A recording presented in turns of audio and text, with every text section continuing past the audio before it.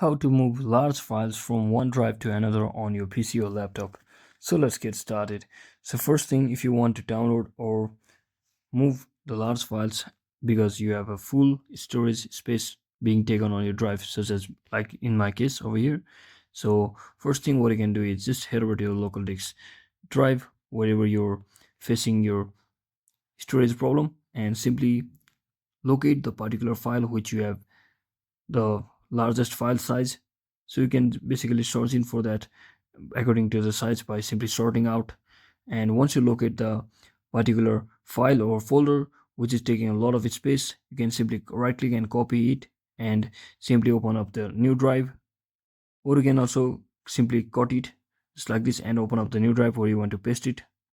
And you can simply click on this paste button over here by right clicking on the mouse, and once you paste your file, it will automatically move from one drive of your device to another drive just like that. So thanks for watching guys, don't forget to like and subscribe to the channel. See you on the next one.